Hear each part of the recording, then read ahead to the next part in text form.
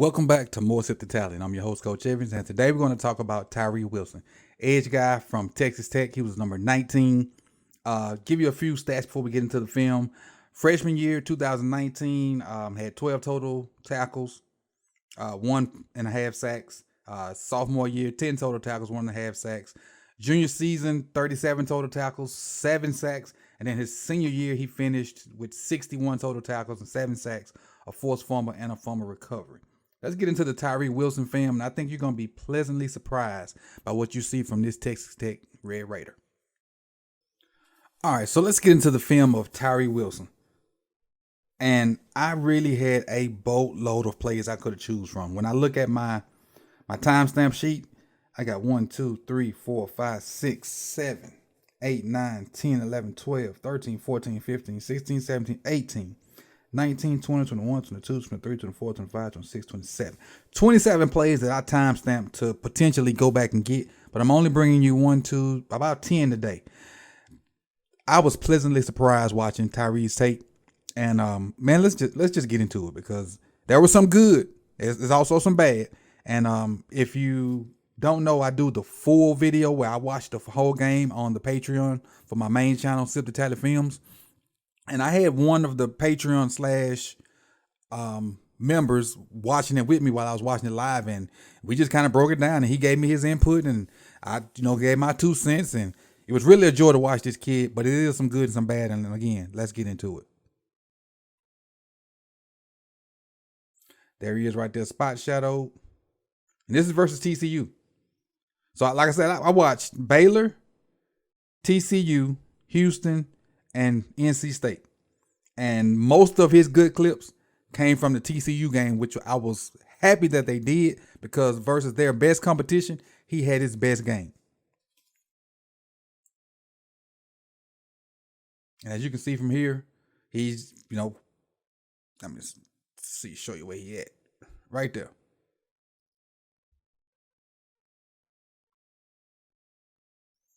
And takes on the tackle. The tackle kind of half does it, trying to get up to second level. They have a puller coming across like a slice guy, like this is a split zone. And the split zone, the guy decides to take the outside man. So he just makes the tackle. Really was unblocked, but still, those things happen and they count. They really do count. Let's go to the next one. Spy shadow there. Just bull rush. But this is one of the bad. I'm going to go ahead and tell you. The bad thing about him is his pass rush moves. He has pretty much 1.5 moves. And while those 1.5 moves are really effective to get him 7 sacks, he's going to have to find a counter. He plays with leverage in his bull rush. He got to be better than that. Got to.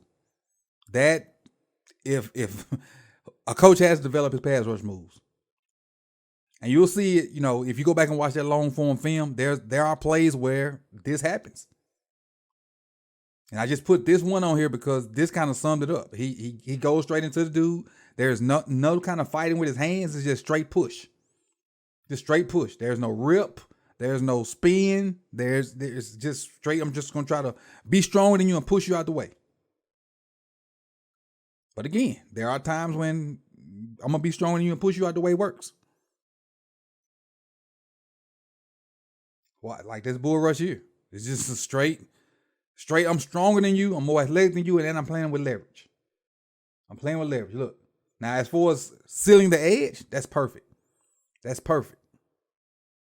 look at him he gets the leverage. Look, this is bad posture by the tackle. And at this point, the tackle knows he done effed up. He knows it. Now watch this. Straight back to the quarterback. Again, that 1.5 pass rush, where he's going to have to find some kind of counter off of, and I'm sitting here doing it with my hands like y'all can see me, but it is decent at times.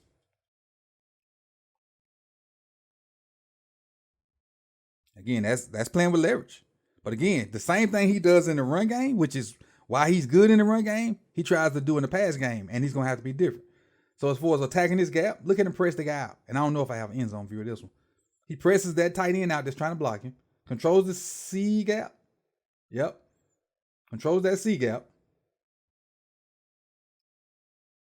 then gets in, has to keep that inside hand free. That's the gap. That's the hand inside the gap.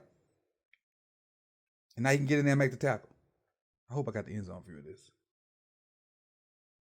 I do. Here he is right there.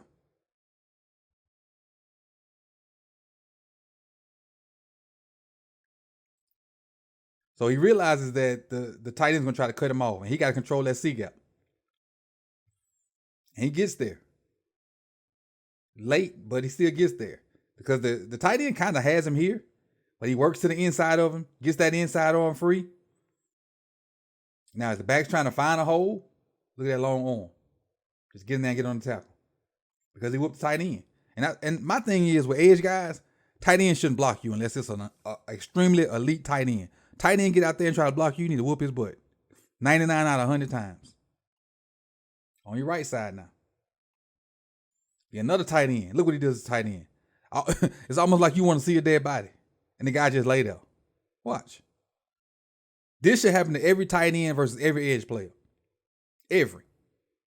Unless you're an elite tight end like George Kittle. Bam.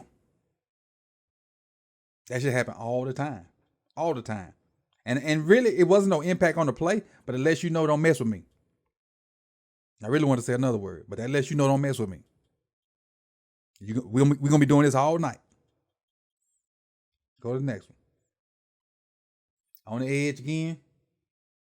Just unblocked. He just burst. This kid can run now. I will tell you that. I didn't put all the clips on here, but there's one clip, and I think it's the Baylor game, where they run away from him and they kind of get outside, and he goes and gets a guy.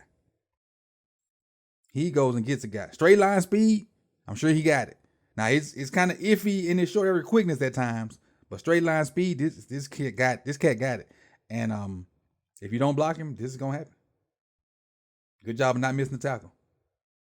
Again, what I'm really impressed with, he played the 4 games I watched. His best game was this TCU game, and we all know TCU went to the college playoffs. So that's what I like. He rose to the competition and played his best game versus his best competition. Again, the tight end trying to take that inside from him. Now, he missed the tackle. Yeah, he missed the tackle. That's a negative. But watch what he does to the tight end. He has C gap. He needs to win in C gap. And right now, he's out leveraged because the tight end is inside of him. Watch him keep working. Look what he does to tight end. Get him all off balance. Throw him out the way. Throw him out the club. It's almost to this point where the man's like, look, it's overcrowded. You can't get in here. Get out. Even though he missed the tackle, whoever the tight end is, didn't get in the club that night. Let's see if we got a back view. So you can kind of see. Oh, yeah, here we go. Watch the tight end. If you don't know, they right there. And tight end's inside of him. But I think because of what happened to the other tight end a couple plays ago, he's scared as you know what. Because this is a timid block. He just kind of throw a shoulder like, yeah, please don't hurt me. And got hurt anyway. Look at him on the ground. Look at that. Crazy. But he got to finish that tackle, though. Finish the play. Got to finish. Now, this is versus NC State. Got him on the edge. Now, I will say this about his versatility. When they're in their 3 front, he plays their 4-eye and plays it well, especially attacking that B gap. And when they go to their even front, he'll bump out and play the 5. And in some cases, he'll slide out to a 7 or a 9. But when he gets in the 9, him rushing from the 9 is his best pass rush because he can win with speed, and he'll have a little dip sometimes. But interior rushing, in the 5 rushing, maybe if the quarterback takes a deep drop, he can get there. But when you put him in the 9, let him come and can beat the tackle with speed, that's where he's best at.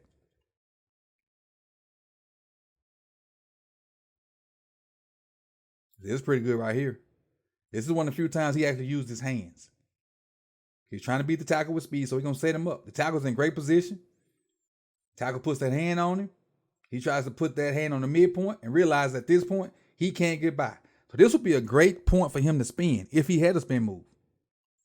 but he don't. He shucks the guy off, which shows his strength, but the guard sees him at the last minute. So this is good in 1v1 versus the tackle.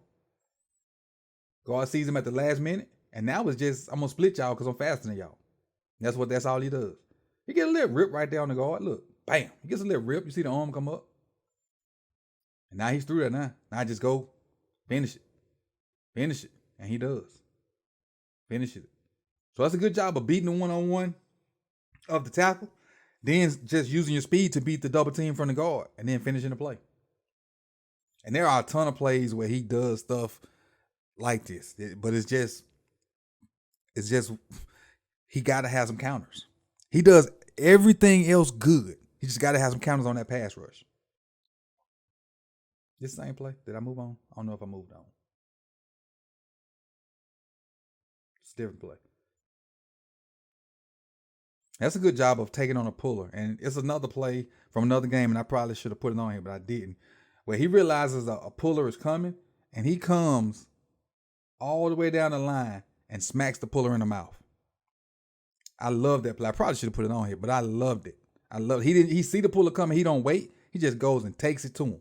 And so instead of the puller meeting him out here by the tackle and it being a wider gap, it happens in here by the guard, and the running back has nowhere to go. I forgot what game it was, but if you go see the long version film, you'll see that. But I do like the fact that he ain't just waiting on the pullers. See the puller coming, attack it. Now get in there and make the tackle. Or help on the tackle. See that puller coming, attack it while keeping that outside shoulder free, because you're still an edge guy. So you got to keep that outside shoulder free. See the ball go inside, get in and make the tackle. Cross his face. That's a poor job by the tackle, but even better job by the end. Tackle's in good position, but he let him cross his face. It's a good job by 19. Good job by Wilson. And that's a little nuanced stuff right there that you don't really see. Because at this point, he has the edge seal, which is what he's supposed to do. The ball goes inside, and a lot of guys will just quit and be like, okay, I contain the edge where my linebacker's at. He didn't. He got in on the tackle. Because if he's still the edge, people are like, I did my job. Where the rest of the people at? Where the cavalry?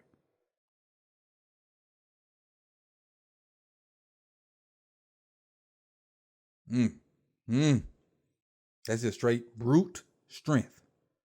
Brute strength. On the guard. Stops the guard momentum and basically pushes the guard into the running back. Makes the tackle without touching him. He basically made that tackle without touching him. He dove on him for extra theatrics, but he made that tackle without touching him. Basically just controlling the guard, made the guard make the tackle. So it really was a tackle on 64 through 19. And we'll finish with this one right here. On the edge. With a tight end over there.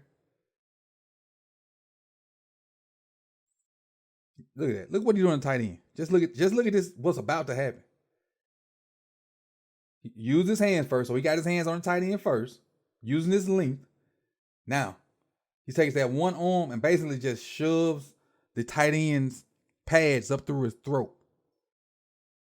Now, the edge is, not only is the edge set, he started pushing the edge back.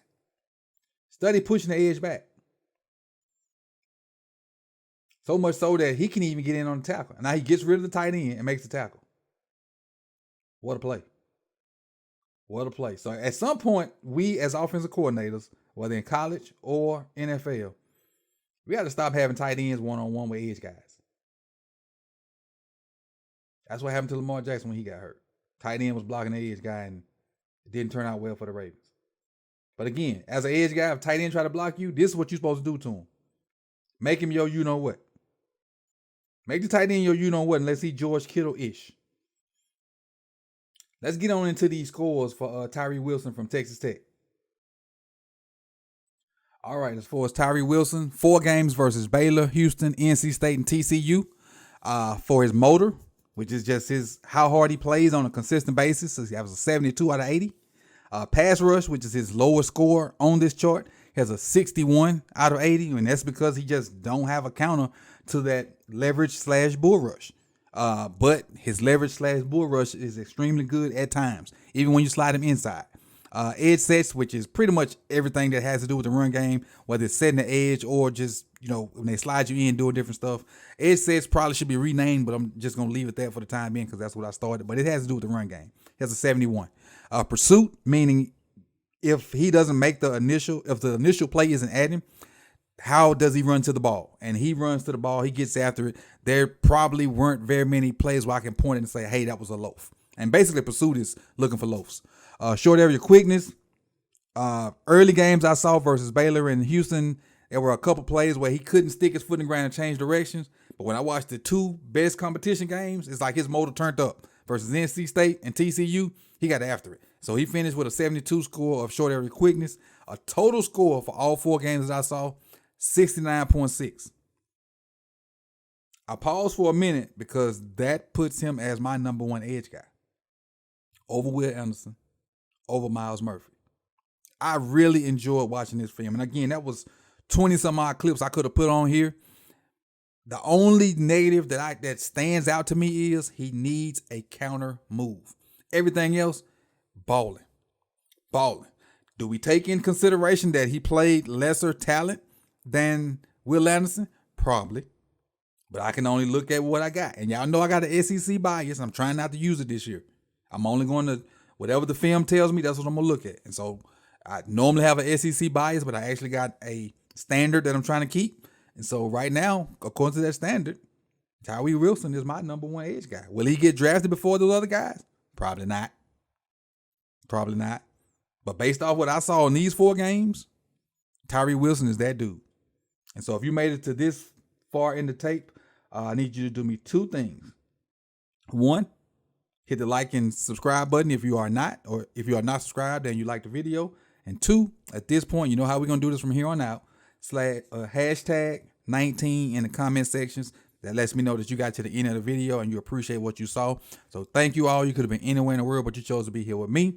See y'all soon on more Versatility. This is Coach Evans, and I'm out.